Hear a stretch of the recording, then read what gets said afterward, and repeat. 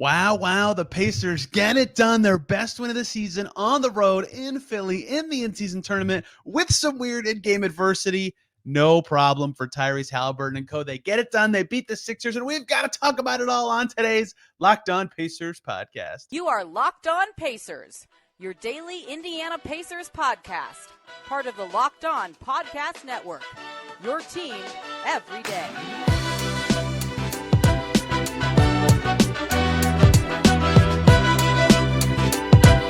Happy Wednesday, everybody, and welcome into another edition of the Locked On Pacers podcast, where we, of course, talk about the Group A Eastern Conference leading Indiana Pacers.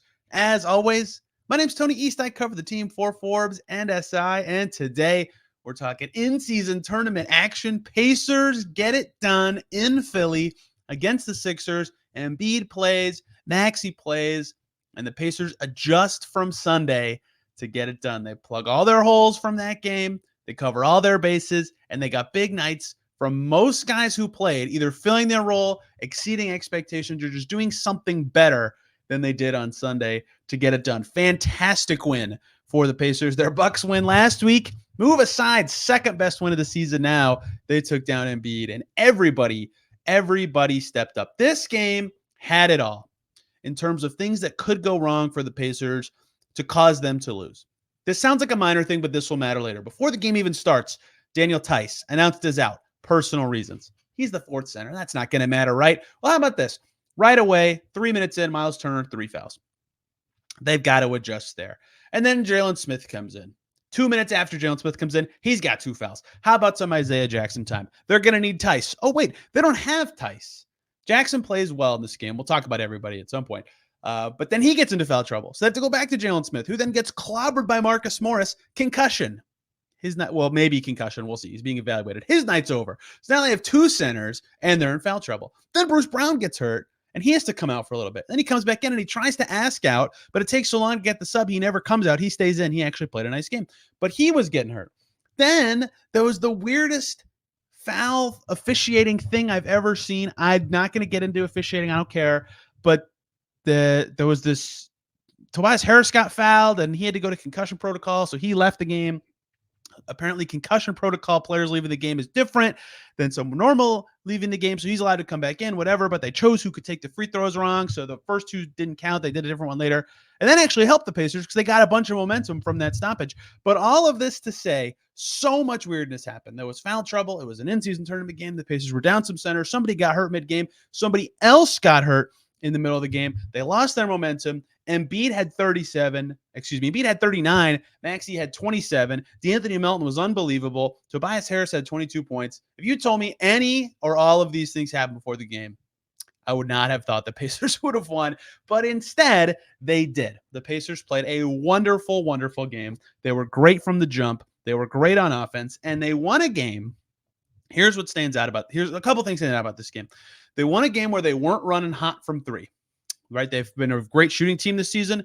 35% this game, 13 for 37. That's pretty good, but it's not awesome. It's below average. And they did well there because they got to the line. They didn't even make their free throws, but they got to the line. They made their 2s. They never turned it over, only 11. That's been something great for the Pacers all season. And they cleaned up so many things from Sunday's game. This is the biggest takeaway to me. This is as close to playoff style atmosphere as the regular season will allow. You're playing the same team twice in a row in the same city. So you get to practice in between. You get to walk through. You get to watch film. You don't have to travel. You are playing literally an in-season tournament game. So there's already that added juice. The court's different. The jerseys are different. You're playing a team near you up high in the standings. You're playing the former MVP. You just lost to these guys. You could go on and on. For many reasons, this was like the highest possible level for a regular season game. And the Pacers had to adjust. All right. On Sunday, they got their butt kicked by Maxey, and Maxey played pretty well, but not nearly as well. They clearly shrunk the core with him. They were sending guys up to the nail or up higher on his pick and roll, so he couldn't drive middle as easily. They adjusted there. They had to slow down Embiid. That was tougher for them, but they still did better with him, and we'll talk about some answers they had for him mid-game, including no centers on Embiid, and it worked. And that worked. They had to do better on the glass. The Sixers had over 20 offensive rebounds in their win Sunday. Tonight, 5. Embiid had 3 of them, only 2 for the rest of the team. That's what stood out to me on Sunday. Embiid had a bunch of the offensive rebounds, but the rest of the guys had like 15. That was unacceptable. Pacers cleaned it up. All of these things that they did poorly, they needed to fix. And the other adjustment that was low-hanging for them was they found some success with TJ McConnell and these multi-guard lineups throughout the game. And so they turned to McConnell in the first quarter. They never looked back. He played throughout the entire game. He only played 13 minutes, but he played sparingly in every half. And he was good. He was 5 for 8 from the field and provided them some solid minutes. So every single button the Pacers needed to push from game to game, they pushed it and it worked. And that says a lot about what this team is, especially considering how this game could have gone. They could have tapped out pretty easily when Turner was in foul trouble and Smith was in foul trouble. And they didn't have Tice and Jackson had to do a bunch. But they didn't. They could have tapped out when they lost Jaylen Smith and Bruce Brown, but they didn't. And there were a lot. The Sixers got the lead in the fourth quarter. Pacers said no problem. They fought back. Everybody was awesome. So credit to the Pacers for overcoming all of that in a very, very weird game to get the win. I don't want to go player by player, but I almost have to in a game like this. But the guy to start with to me is Tyrese Haliburton, who just is unbelievable. There are so many stats that came out of these 2 games for Haliburton, that have been tweeted, that have been shared by many people. Pat Boylan, sideline reporting for the Pacers, kind of also doing a lot of radio stuff for them, mostly doing TV for the Fever, tweeted after the game. Tyrese Haliburton's 2 games in Philadelphia, 58 points, 32 assists, 0 turnovers. He will go for the NBA record of 40 assists without a turnover, a record he already owns. ESPN Stats and Info tweeted, Tyrese Haliburton had 33 points, 15 assists, 0 turnovers on Tuesday, 25, 17, and 0 on Sunday. He's the first player with 25, 15, and 0 turnovers in consecutive games since turnovers were tracked in 1977. He was unbelievable. 2 games in a row, he was unbelievable. Matching or exceeding the level of Philadelphia's stars. In this one, he couldn't miss early. He made his first 4 threes, which was pivotal because the start really sunk them on Sunday. If you listen to my podcast after that game, I said they lost by 11. They got down by 11 right away because this Embiid Maxey 2-man game just killed them. This time, Haliburton was on fire from deep early, and he got them going on the offensive end. That was huge. Throughout the game, his passing ticked up. He finishes with 15 assists, which is just bananas. His passing this season has been unbelievable. The Sixers as a team had 22 assists, right? Like Haliburton's passing is what makes the Pacers go. And that's the second game in a row he's had that level of assist. To do all that with no turnovers is ridiculous. I saw Bob Voulgaris, who used to work at the Mavs front office, tweet this point, and I think this is a good addition. To do that statistically and to do it in the Pacers' up-tempo, high-paced, passing the ball like crazy system is unreal. Like the passes he's making, the engine that he is for this Pacers offense has been absolutely ridiculous over the weekend. He did everything right in this game, right? Everything. He had some long threes that didn't even hit the rim, but they were necessary, I would say, and how he was defended and setting the tone for the game and the shots he was going to take. You'd like to make every shot if you're a player, but he was just freaking brilliant, hitting the dagger 3 late with a minute to go to put him up 9. I tweeted that was the dagger, and then the Sixers got it to 4, but it was the dagger. It got the Pacers to 127, and the Sixers' final total was 126, so they can feel a little better about jumping the gun. But he was just unbelievable. Everything he did in this game on offense was fantastic. And the Sixers, who are a good, nay, great defensive team with their star, one of the best defensive players on the planet, with a bunch of defensive wings, with good defensive guards like Patrick Beverley and Daniel House, could not contain him. They just couldn't do it. He's unbelievable. He is underrated to me. I said before the season in tweets with other people that I thought he was a top 20 player. I think he's higher than that now. He's ascended his level. He is just ridiculous. And this game really showed it. One of the most important games they've played all season, if not number one, on the road against a team with 8 wins in a row, top of their conference, in-season tournament, and he got it done. He did everything right. He was absolutely brilliant. I can't say enough about him. I might make a whole segment about him before this week ends. We'll see. But there was a lot of other players who were awesome to exceptional. Obi Toppin being exceptional. We will talk a lot about him in the upcoming segments and plenty more about this game, the weirdness of it, the Pacers' current level at 7-4. Before we do that, though, let's spend a couple minutes talking about the great people over at eBay Motors, who are our partners, and they've teamed up with Locked On Fantasy Basketball host Josh Lloyd to bring you some of the best fantasy basketball picks each week all season long. If you're prepping for a daily draft or scouring the waiver wire, every week we're going to provide you with players that are guaranteed to fit your roster. So let's see who Josh has picked out for us this week in eBay's Guaranteed Fit Fantasy Picks of the Week. His 5 guys: Bilal Coulibaly from the Wizards, Skylar Mays from the Blazers, Jacob Gilyard from the Memphis Grizzlies, Kyle Lowry from the Miami Heat, and Keontae George, the guy we're going to focus on today from the Utah Jazz. Keontae George played very well, starting for his first time ever against the Pacers last week. He's had 20 assists in his first 2 starts. He's had some rocky moments. He's a rookie after all, but definitely a guy worth grabbing in fantasy with how well he has played. And Josh Lloyd from Locked On Fantasy Basketball is going to help you win your fantasy championship, while eBay Motors knows a championship team is about each player being a perfect fit, and that is the same with your vehicle. Think about your dream ride or a memory of a car or your car that you loved. My first car, I will never, ever forget it. You have to fix it to keep it running, right? I had to do that many times, had to get a whole new hood, and with over 122 million parts for your number one ride or die, you can make sure your ride stays running smoothly. Brake kits, LED headlights, roof rack, bumpers, whatever your baby needs, eBay Motors has it. And with eBay's Guaranteed Fit, it is guaranteed to fit your ride the first time, every time, or your money back. Plus, at those prices, you're burning rubber, not cash. So keep your ride or die alive at ebaymotors.com. eBay Guaranteed Fit, only available to U.S. customers. Eligible items only. Exclusions apply. Let's keep going. Pacers, Sixers, one of the most fun games I've watched this Pacers team play. They're just awesome. They're playing well. They can score with anybody. They were getting to the rim. They were putting pressure on the Sixers. They were making it happen.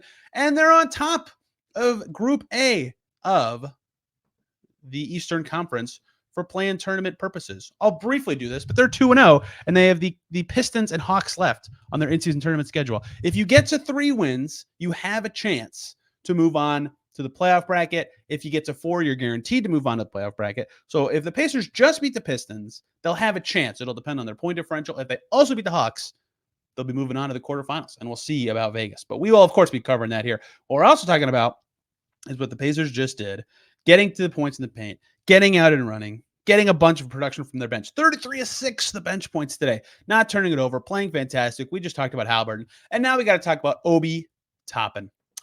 Was he awesome in this game? 37 minutes of action for Toppin, 36 minutes and 40 seconds technically. And you know, he hasn't been needed that much for this team, right? A lot of times he kind of fades to the background. And that's not a bad thing, right? He's a spacer who cuts when he's needed, and his athleticism pops in transition, and guys have to think about him still. He's still a useful player. But in this game, with the Sixers trying their hardest to not let Myles Turner do what he did to them last time, driving to the basket. Turner had 2 points through 3 quarters. And boy, will we talk about Myles Turner. They were trying to cut that off. They were trying to overload Haliburton, make it hard for him. Obi Toppin cut them to death. Obi Toppin took 12 twos in this game, all right around the rim. He was just flying into the basket, making his plays, running in transition, 12 for 15 from the field, all good looks. He had some nice reverse layups. He had some tough finishes off of cuts. He had one where he bobbled it and then went for a reverse and still hit it. Ridiculous, right? So that was awesome. He was fantastic in this game from a scoring perspective. His high as a Pacer by a mile, his first time reaching 20. He almost got to 30, and he paired it with 6 rebounds, which was important in this game. Pacers got beat on the glass again, or Pacers, win the rebounding battle. Barely. NBA.com totals are messed up. They win the rebounding battle barely, and Toppin was a big part of that with his 6. But the thing that made this game awesome for Obi Toppin, and not just like offensive awesome, is what I talked about earlier with the centers. Myles Turner, foul trouble. Isaiah Jackson, foul trouble. Jaylen Smith, foul trouble, and has to leave the game and go to a local hospital. They got to find a plan for Embiid, because Isaiah Jackson, who played awesome, got into foul trouble, right? He finished with 4 himself in 17 and a half minutes, and he's a foul magnet already. So they needed to squeeze in probably about 8 minutes of centerless play against the Sixers somehow. And they have Paul Reed, who they could sneak some of them in against, but not all of them. They had to do some of them against Joel Embiid. And they had a crucial late first half stretch where they were hoping to survive with no centers. They were going with Nesmith and Toppin as their front court. And that was their plan. They had to get it done. Turner came in with 6 minutes to go, and Turner came out with 5:16 to go. In the second quarter. At that moment, the Pacers had 51-48, and they had no centers. Nesmith came in for Turner at that point. It was Nesmith, Brown, Haliburton, Toppin, Hield at that time. Pacers had no center. And they immediately go on a big run. And Nesmith hit a three, and Toppin got to the foul line. But the thing that made that stretch so vital, and the thing that made this game such a good game for Obi Toppin, is those two, Toppin and Nesmith, were all over Embiid. They were right on his back. They were doubling him before the catch. They weren't letting him get comfy before he caught the ball. And the Sixers, for some reason, were like, they would either think it was a mismatch right away and try to get him the ball when he was too far from the rim, or we're trying to get too cute with it. And like Embiid was trying to like draw this double and make extra plays. It shouldn't have worked as well as it did. In fact, they figured it out a little bit. That sounds dumb to say, but it shouldn't work as well as it did. But it did. It was awesome. It was absolutely awesome. Those guys were fantastic. So they were up 3 points when that started. Like I said, 51-48 when that stretch begins. And they're up 9 at halftime. And it could have been more. They were up double digits at times late in that second quarter. That is where Obi Toppin changed this game the most to me. Those Embiid minutes with no center on the floor could have killed the Pacers, and Toppin and Nesmith stepped up, and Toppin paired it with a brilliant offensive game. Let's talk about the centers. Jaylen Smith, we can get him over quick. Very unfortunate. I hope he's okay. I think as part of the concussion protocol, they had to check him out at a hospital. We haven't heard anything, or at least I haven't because I wasn't there, about him since the game. He only played 2.5 minutes, but he made both of his shots. He made a three. He had an assist. He did fine. Myles Turner, redemption for Myles. He even tweeted about this as I knocked my camera off the top of my computer while I'm talking. He even tweeted about it after the game. He was really struggling. I don't even think he would deny that, right? Fouls were a problem for him in this game once again. That's what happens to him against Joel Embiid. That happened 2 nights ago. He only finishes with 3 rebounds, but he has 2 points. In fact, let me refresh good old NBA.com so they can give me my quarterback scores because I have not refreshed this since the game ended. Okay, at halftime of this game, Myles Turner had, to be exact, 2 points, 1 rebound, 1 steal. It was a +2. They were still doing fine at his minutes. He was still spacing the floor. He took 2 threes. In the third quarter, Myles Turner played 1 minute and 18 seconds because he fouled right away. They only lost that by 1, but fouls kept him out. He couldn't play that much. He wasn't having that kind of impact through 3 quarters that the Pacers needed. They relied on Isaiah Jackson a lot. They did that stuff, like I just said, with other guys playing center. It all was fine. That's what happened. Fourth quarter, Myles Turner against his kryptonite, the guy that's given him the most trouble his whole career, the guy that just makes him look like not an effective player. Fourth quarter, Myles Turner plays all but 32 seconds of the quarter because he fouled out with 32 seconds left. 4 for 7 from the field, 1 for 2 from deep. The big stat, 6 of 7 from the foul line. He was getting to the foul line. He was drawing fouls on everybody. Embiid fouled him. He got a few on Patrick Beverley. He got a few on Daniel House.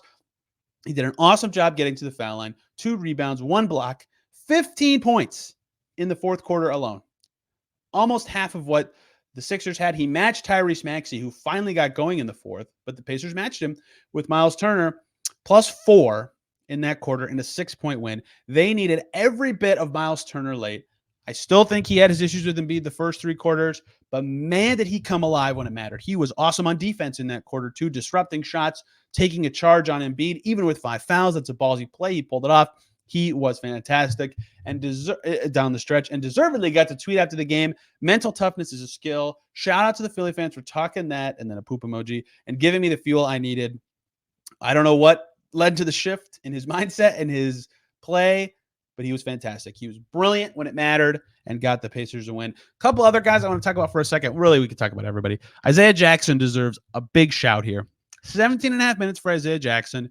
He's good at guarding a lot of types of players in the NBA, but I've always said he's better at perimeter players than centers. He's kind of skinny. He's not that strong. When he gets switched out into guards, it kind of goes okay. And sometimes he gets his butt kicked by guys like Joel Embiid. Not tonight. Isaiah Jackson did not finish plays well. 1 for 4 from the field, but he got fouled a lot. 5 for 8 from the foul line. That was huge. 5 offensive rebounds, 9 total for Jackson. That really swung the game. Pacers lost the shot count battle in their last game. They won it today. They took 5 more shots and were close enough on the free throws. 9 rebounds, 5 offensive for Jackson, 2 assists, a block.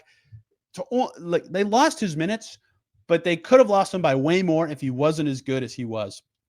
Compared to his usual level, Isaiah Jackson was great in this game. He was making the right plays.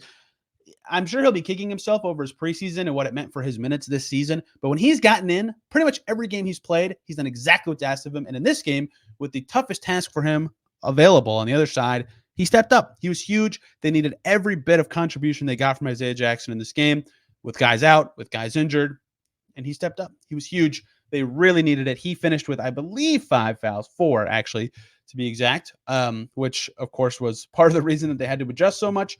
But credit to Isaiah Jackson. He filled in well. He got it done. He played almost as many minutes as Turner in this game, and that worked. That absolutely worked for them. Credit to Carlisle, too. He had the right bigs in at the right time for the Pacers to get this one done. There's a couple other guys I want to talk about, a couple other weirdnesses from this game to own in on. It's the Pacers' best win of the season after all, and they're off for 4 days. If Jaylen Smith's going to be out for a little bit, if Bruce Brown's got some injury, perfect timing, really, for the Pacers. With 4 days off, they don't play till Sunday now. So we have a lot more to talk about from this game. I should have just saved that for the third segment. But before we get to that, I want to talk to you guys about the wonderful people over at Ibotta. Big holidays coming up, and that means big family get-togethers. But you don't have to spend all that money on the Thanksgiving spread without getting something in return. With Ibotta, you can get your turkey and all of your favorite sides for free starting November 1st. For the 4th year in a row, Ibotta is giving 100% cash back on your Thanksgiving feast.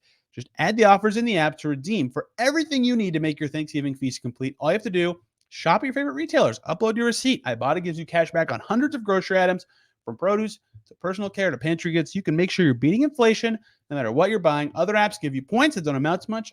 Ibotta, real cash back that you can put in your bank account, PayPal, gift cards, whatever. You can earn cash back on hundreds of popular online brands. So download the Ibotta app right now. Use the code LOCKED, LOCKED. You get 100% cash back on your Thanksgiving dinner starting November 1st. Just go to the App Store or Google Play, start to download the free Ibotta app, and use that code LOCKED. That's Ibotta, IBOTTA, in the Google Play or App Store using that promo code LOCKED.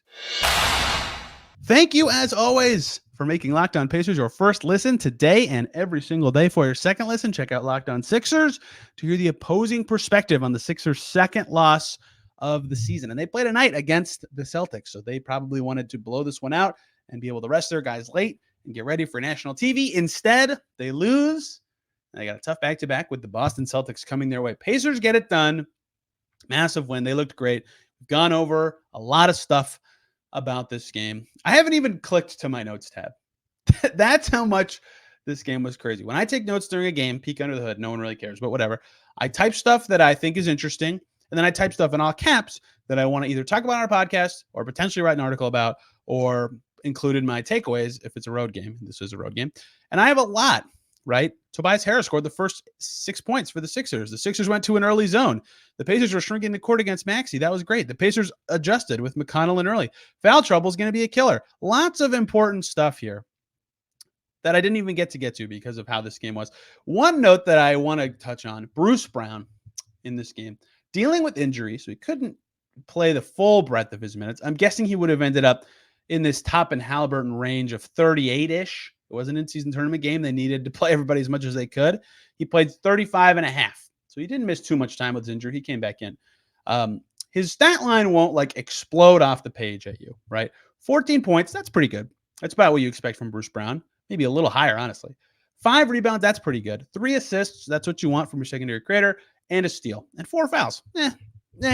Decent game. 5 for 11 from the field, so more points and shots. Got to the foul line. That's all good. Bruce Brown, the stat line was what it is. He was way better than the stat suggests. One, because they needed, like I said, with their adjustments from Sunday, to have as many ball handlers on the floor as they could. That's how they put pressure on this Philly defense. Rim pressure gets this Philly defense rotating. They've got some new guys that have an aggressive defensive scheme with Nick Nurse. You make them rotate, you can make it fall apart. Bruce Brown can make a defense rotate, right? So he was in a lot. He was in with Haliburton a lot. He was in with McConnell sometimes. He was in with Nembhard sometimes. That's what he does, right? He pairs other guards well, and he keeps the ball moving, and he did it in this game. That, of course, makes him a good glue guy. The shots were good enough. 5 for 11 is fine. The thing that made this game better than the last game for Bruce Brown, the stats won't show it again on the other side because Tyrese Maxey played fine. He defended Tyrese Maxey way better than he did, and then the Pacers did as a team on Sunday. Now, Maxey was unusually hot Sunday, right? There's that already viral GIF that I talked about on Monday's podcast where he hits a step-back 3 right in Bruce Brown's face, and Bruce Brown's eyes roll out of his head, walking back to defense like, what can you do? Maxey in this game, Maxey made 7 threes on Sunday. He only took 5 on Tuesday. Huge improvement to be able to defend him and coerce him out of those shots. He took 23 in total, right? He was still looking for his shots. That's a lot of shots. He only made 9 of them. 5 assists, 4 turnovers for Tyrese Maxey. He still had a great game. 27 points on 23 shots, 5 assists. He still played really well. He still put pressure on the Pacers. He still changed the game late. He had a 3 that gave them the lead in the fourth quarter, and I thought that might change the game, but it didn't. Bruce Brown played great. He defended him well. He played well on offense. Just another guy who had a great game for the Pacers. Mathurin was the only starter who did not have an awesome game for the Pacers. He didn't play very much. Other lineups were working better. They needed different skill sets. I didn't even really notice that he wasn't playing that much in this game until I looked at the box score at the end. A lot of people were asking me about it, though. I don't know why, but other guys were more effective. You got to earn your minutes on this Pacers team, and that's gonna be how it is. The only other bench guys I haven't really touched on: Aaron Nesmith, great defense, tough offensive night, couldn't make his shots, still played a bunch because they needed him. Buddy Hield's spacing was clearly valuable, right? You can look at his shooting percentages and think he had an off night, and I would understand that. He had 5 turnovers.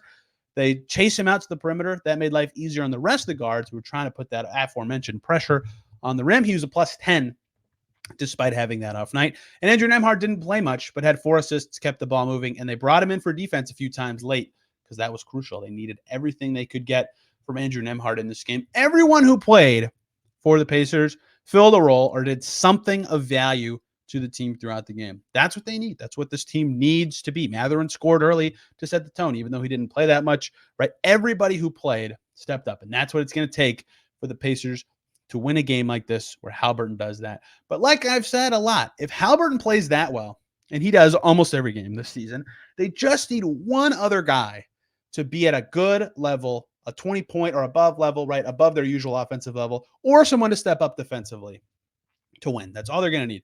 Tonight, they got it from Obi Toppin, who was their offensive juggernaut besides Haliburton. 27. I mean, this will be a game we talk about with Obi for a while.